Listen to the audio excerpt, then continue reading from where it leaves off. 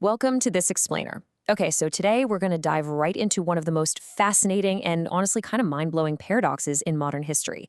You see, in the late 1930s, the American economy was, well, it was essentially on life support. By 1939, we're talking about a full decade into a grueling, spirit-crushing depression, and the unemployment rate was still sitting at a staggering 17%. But then, fast forward just 5 years later, and that number had practically vanished. No, really. The United States was suddenly on this hyper-accelerated path to becoming the absolute richest, most powerful nation on planet Earth. While bombs were tragically raining down on Europe and Asia, reducing these beautiful, centuries-old cities to absolute rubble, something entirely different and entirely transformative was happening back in America. A decade of utter despair was being rapidly replaced by an economic miracle. And it wasn't just a blip, it built the modern American superpower. So, today we are going to explore exactly how unparalleled global destruction sparked a miraculous economic rebirth. I mean, it sounds almost impossible, doesn't it? How on earth did the deadliest conflict in human history actually build the American middle class?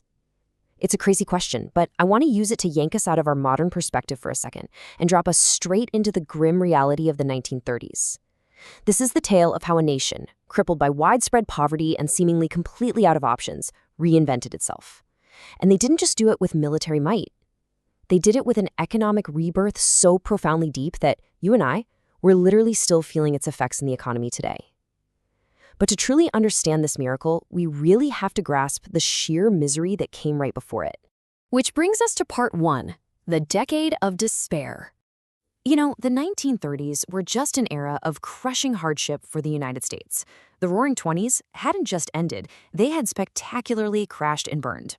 This, of course, kicked off the Great Depression, which holds the pretty grim title of being the industrialized world's longest and most severe economic downturn of the entire 20th century. The American landscape was literally scarred by symbols of poverty. Think about breadlines sneaking endlessly around city blocks. Think about shantytowns, which were grimly nicknamed Hoovervilles after the president at the time, sprouting up like weeds on the edges of major cities. These were sad, desperate little collections of shacks built out of whatever people could scavenge: scrap metal, cardboard, scrap wood. And out in the countryside, it was a toxic cocktail of falling crop prices and a devastating drought known as the Dust Bowl that just wiped out family farms entirely.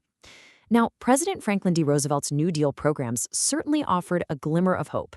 They provided much-needed relief and these massive, ambitious public works projects. But the truth is, they weren't a magic bullet. They prevented a complete societal meltdown, sure, but the nation remained this demoralized sleeping giant. To put this into perspective, by 1933, the economic landscape was catastrophic. We're talking a jaw-dropping unemployment rate of 25%. Let that sink in. 1 in every 4 Americans who actively wanted a job just couldn't find one. And even as the decade closed and the New Deal really took effect, by 1940, the unemployment rate was still stubbornly high at 14.6%. The factories were mostly dormant, the workforce was exhausted. But then, consider the incredible shift just a few years later. By 1944, unemployment plunges to an unbelievable 1.2%. Honestly, how on earth does a country go from an entrenched, decade-long depression to essentially zero unemployment in such a tiny window of time? Well, it would take a global cataclysm to truly wake the sleeping giant. And that leads us to part two, the arsenal of democracy. So while America was busy wrestling with its own severe economic demons, the rest of the world was rapidly descending into chaos with the aggressive expansion of Nazi Germany and Imperial Japan. But the mood in the US, it was fiercely isolationist. The public had absolutely no appetite for another foreign war. Congress even passed neutrality acts to literally stop the US from selling arms to warring nations. The message from the American public was loud and clear. Look, this isn't our fight. But President Roosevelt, he saw the writing on the wall. The fall of France in June 1940 was a massive wake-up call, leaving Great Britain to face the Axis powers totally alone. In a famous December 1940 fireside chat, right as London was being pounded by the Blitz, FDR delivered a powerful message. He said, "We must be the great arsenal of democracy." This was a masterstroke. He was using this powerful call to action to reframe industrial production as a patriotic duty. He wasn't asking for soldiers yet. No, he was asking for workers. He argued that America's greatest weapon would actually be its economic might. And that set the stage for a total transformation. Now, the crucial point is how they actually put this arsenal concept into practice. Enter the Lend-Lease Act, passed in March 1941. This law was completely revolutionary. It deliberately bypassed those neutrality acts and allowed the president to sell, lend, or lease supplies to any nation considered vital to U.S. defense. You see, Britain was nearly bankrupt. They just couldn't afford to buy American weapons anymore. So, FDR brilliantly sold this idea to the public with a really simple analogy. If your neighbor's house is on fire, you don't sell him your garden hose, right? You lend it to him. But here is the massive takeaway. This wasn't just foreign aid. It was the ultimate economic rocket fuel. Suddenly, the floodgates of government spending burst wide open. The British needed absolutely everything: ships, planes, tanks, guns. The U.S. government started placing massive orders with American companies. Factories that had been silent for an entire decade suddenly roared back to life. Lend-Lease absorbed huge amounts of unemployed workers long before the attack on Pearl Harbor even happened. The nation was getting its very first real taste of wartime prosperity. All right, let's shift gears to part 3, Total War Mobilization. I want you to think about the number 139 for a second. What could that possibly represent in the context of a booming economy? Well, on December 7th, 1941, the surprise attack on Pearl Harbor completely shattered any remaining debate about America's role, the arsenal of democracy. Instantly shifted from partial mobilization to total all-out war. To manage this absolute beast of a transition, the federal government took unprecedented control over the economy through the War Production Board. Their one job was to convert peacetime industries to military production, and civilian manufacturing, it screeched to an absolute grinding halt. In 1941, U.S. factories had produced over 3 million civilian cars. For the entire rest of the war, they produced only 139 more. Detroit's massive auto giants completely retooled overnight. The entire economy now had one single, unified job: win the war. And this unprecedented momentum resulted in some of the most mind-bending statistics in all of industrial history. The true heart of America's economic miracle was the factory floor. FDR set these production goals that initially seemed completely, utterly impossible. But American industry delivered. Ford's massive Willow Run plant didn't just build planes. They literally churned out a B-24 bomber every single hour. Industrialist Henry J. Kaiser became an absolute hero by using prefabrication to mass-produce Liberty ships, cutting the build time down to, and this is a famous case, less than 5 days. 5 days for a ship. They were building them faster than German U-boats could even sink them. The final tally is just staggering. 300,000 aircraft, 86,000 tanks, 2 million army trucks. By the time the war ended, American industry had produced an estimated 2/3 of all Allied military equipment. Because of the sheer unimaginable scale, the U.S. gross national product more than doubled in just 6 short years.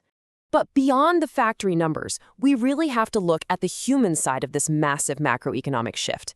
You see, the draft pulled some 12 million Americans into the armed forces. And at the very same time, those booming defense industries created an absolutely insatiable demand for workers. So the problem was no longer finding jobs for people, it was desperately finding people for jobs. With millions of men overseas, the government and industry turned to women. Driven by the iconic Rosie the Riveter propaganda campaign, which framed factory work as a patriotic duty, women answered the call in absolute droves.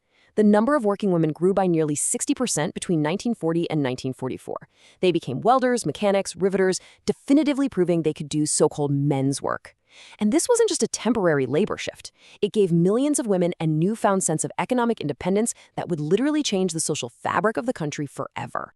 Now, the long-term economic effect of this insatiable demand for labor resulted in what economists call the Great Compression. Because factories were so desperate for workers, and because of some specific government policies at the time, wages rose substantially, especially for those at the very bottom. The wage gap between high-income and low-income workers narrowed dramatically. In fact, this period saw the most significant decrease in income inequality in all of American history. A broad, stable working class was being actively built right there on the factory floor. And to pay for all of this, the government relied on higher taxes and managed to convince 85 million Americans to buy over $185 billion in war bonds. This acted as a giant enforced savings program, creating this massive pool of cash that was just waiting to be unleashed when the war was finally won. Moving on to part 4, a shift in global power. The crucial point here really relies on an incredible juxtaposition. While America's home front was buzzing with unprecedented productivity, the rest of the industrialized world was being systematically wiped off the map. Cities across Britain, Germany, the Soviet Union, and Japan were reduced to rubble. Their factories were completely demolished, their infrastructure was shattered, and their local economies were utterly ruined. Contrast that with the United States. Geographically protected by two vast oceans, the U.S. was the only major power to emerge with its homeland entirely untouched, and its industrial base vastly stronger than it was before the war even started. Because of this stark contrast, by 1945, the United States, which had just 6% of the world's population at the time, was responsible for an estimated 50% of the entire world's manufacturing output. Just let that sink in. Half of the world's goods were being made by 6% of its people. And this mind-bending manufacturing boom was immediately followed by complete financial dominance. As Allied nations bought all those American war materials through Lend-Lease and other agreements, they paid with their gold reserves. By the end of the war, this massive, continuous river of gold flowing across the Atlantic meant the U.S. held roughly 2/3, 66%, of the world's entire supply of gold. Think about that. The United States wasn't just the factory of the world anymore. It was now the undisputed bank of the world. Because the U.S. held all the gold and all the manufacturing power, they were in a position to basically dictate the future.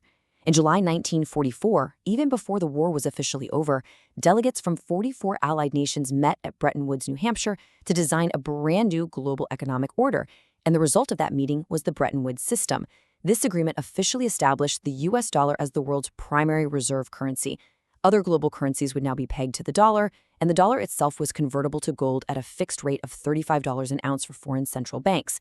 This agreement officially put the United States at the very center of the financial universe. It officially birthed the era of the almighty dollar, locking in an era of American economic supremacy that would literally define global trade for decades to come. Which brings us finally to part 5, building the post-war dream. When the war finally ended and 15 million service members began coming home, there was this genuine, widespread fear that the country would plunge right back into the Great Depression. Everyone thought the war orders would stop, the factories would slow down, and millions would be out of work again.